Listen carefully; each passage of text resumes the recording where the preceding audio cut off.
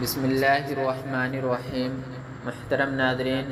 حضرت یونس علیہ السلام کا قصہ حضرت ایوب علیہ السلام کے قصے سے ملا ہوا آتا ہے۔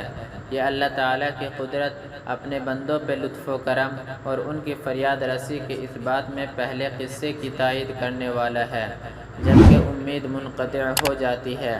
جان لیوا نا امیدی اور اتہ اندھیرا چھا جاتا ہے، تمام روشن دان بند ہو جاتے ہیں، کوئی روشنی اور ہوا کا گزر نہیں ہوتا، کوئی امید باقی نہیں رہتی، طاقتور تیز رفتار موت کی چکی گھومتی ہے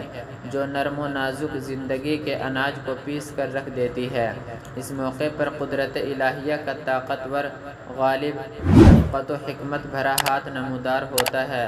اس کمزور انسان کو شیر کی خونخوار دہاڑوں سے اور قاتلانہ موت کے پنجوں سے نکال لاتا ہے۔ انسان صحیح سالم بغیر کسی خراش کے نکل آتا ہے، وہ بغیر کسی نقصان کے کامل باہر آ جاتا ہے، گویا کہ وہ اپنے گھر میں بستر پر تھا اور اپنے اہل و عیال میں محفوظ تھا۔ محترم ناظرین، یہ یونس علیہ السلام کا قصہ ہے۔ اللہ تعالیٰ نے انہیں نینوا بستی والوں کی طرف بھیجا،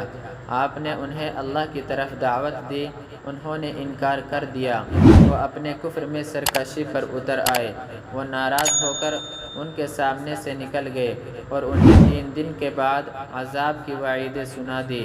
جب آپ کی جانب سے حقیقت پر مبنی یہ بات انہیں معلوم ہو گئی اور وہ جان گئے کہ نبی جھوٹ نہیں بولتا، تو وہ لوگ اپنے بچے اور جانور اور مویشی لے کر صحرا کی طرف نکل پڑے، انہوں نے ماؤں اور بچوں کو الگ الگ کر دیا، پھر اللہ تعالیٰ کی بارگاہ میں گڑ گڑائے اور اس کی پناہ طلب کی، اونٹ اور ان کے بچے بلبلائے، گائیں اور ان کے بچے ڈکرائے،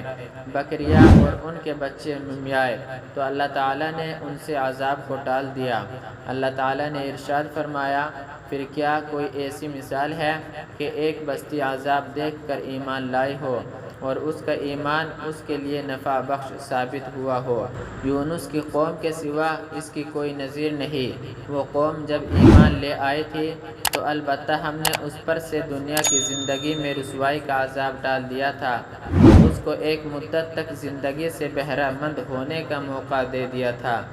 محترم ناظرین، یونس علیہ السلام گئے، کچھ لوگوں کے ساتھ کشتی میں سوار ہوئے، وہ سواروں کے ساتھ ڈولنے لگی اور وہ ڈر گئے کہ ڈوب جائیں گے۔